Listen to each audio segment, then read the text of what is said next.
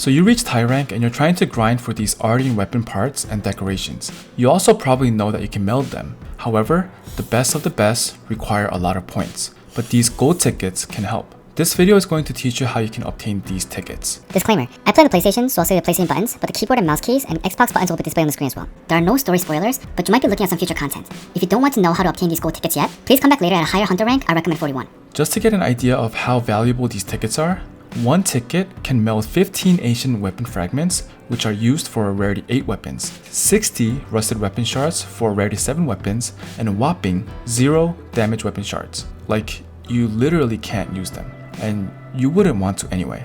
For the decorations, one ticket can meld 10 ancient orb sword or 20 ancient orb armor decorations, and 0 for the rest of the decorations. Like I said with the relics, you want to use them for the rarest decorations anyway. Alright, now there's 2 different ways of getting these golden tickets. You can trade with Gaudigog 30 ancient Wyvern coins for a golden ticket, or you can trade a Nightflower Pollen with Sekka. Gold Melden tickets are for decorations, and gold relic tickets are for weapon parts, so make sure you're trading for the ticket that you want. Before I go over how you can obtain Ancient Wyvern coins and Nightflower Pollen, you must know that if you want to trade with anyone through Nata, you need to talk to the trader at least once. Gaudigog is located here,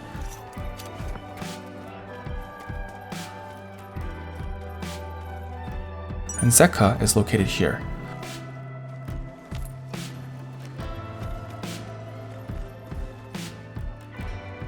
Go talk to them at least once, and you'll be able to trade with them through Nata from now on. Now let's look into how to obtain the Nightflower Pollen first. I almost uploaded this video last night, but found a more efficient method, so I had to include this here. If you're only interested in the shortcut, you can skip to 517. Nevertheless, I'm still going to upload the full authentic method as well. I believe it's too easy to exploit this, and Capcom might fix it. If they do fix the easy version, you still have the original method available. Okay, let's start with the intended way of obtaining Nightflower Pollen. Like the name implies, it has to be night, and the moon needs to be a full moon. For the moon to change phases, you need to be in online mode. I usually play in online single mode, and I confirm that this works here. The moon in Monster Hunter Wilds has 7 phases. Every time you rest, the moon shifts to the next phase. Start at Windward Plains and rest until plenty night.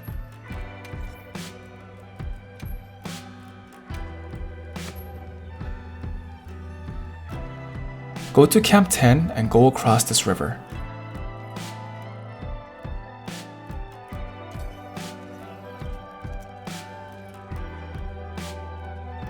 Turn left and wait about a minute for the moon to pop out. This is how you check the current moon phase.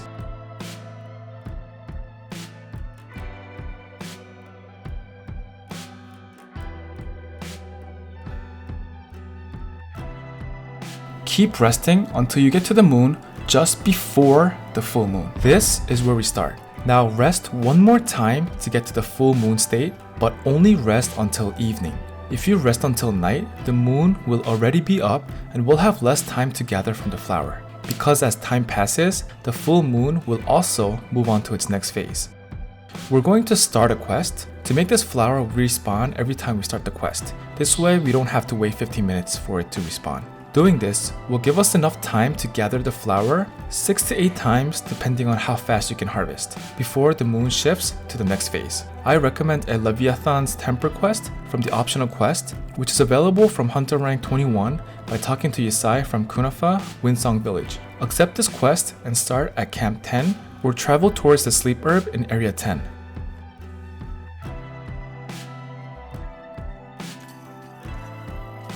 The Nightflower is located here, but will not bloom until night.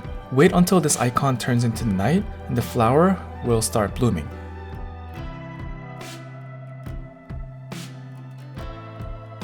Gather this and travel to Camp 4.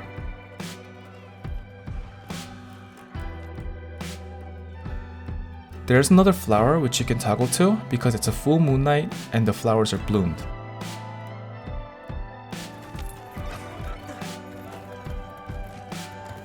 When you arrive at the cliff, press circle and jump off.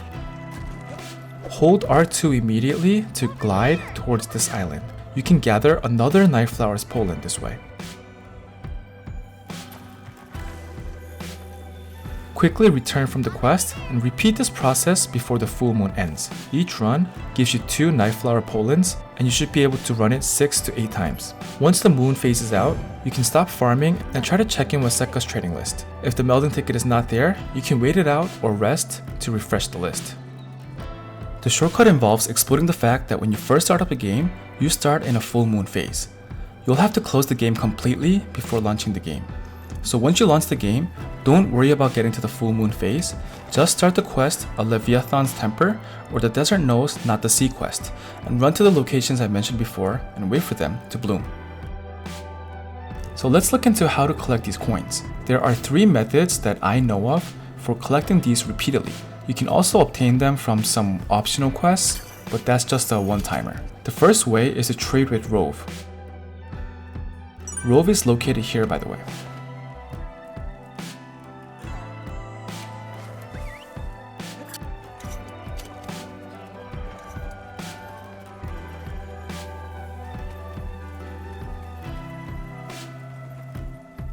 You can bring him 2 Goblet Weed and he'll give you 1 coin, or you can give him a Chalice Weed and he'll give you a coin as well. So I'll go over an efficient method of gathering Goblet Weed and Chalice Weed. First, go to your tent and change your head, chest, and arms equipment to the chainmail equipment. We all start with these gear, so you should have them already.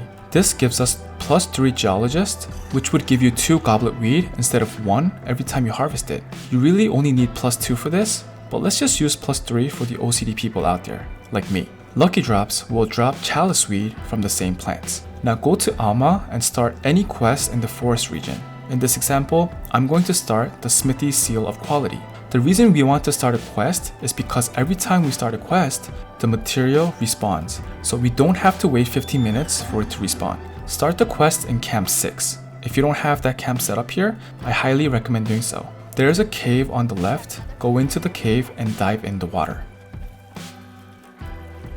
Gather all the glass algae, which will give you Goblet Weed and sometimes Chalice Weed. Bring this to Nata and trade the Goblet Weed and Chalice Weed with Rove.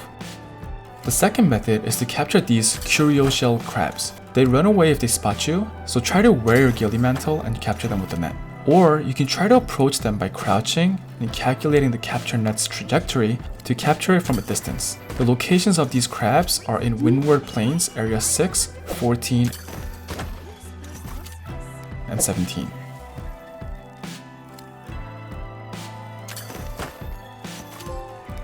The last method is to gather them from the field. They appear randomly and it's really rare, so if you see them pop up on the left, make sure you stop and grab it with your slinger. Once you collect 30 Asian Wyvern coins, you can finally trade it with Gaudigog.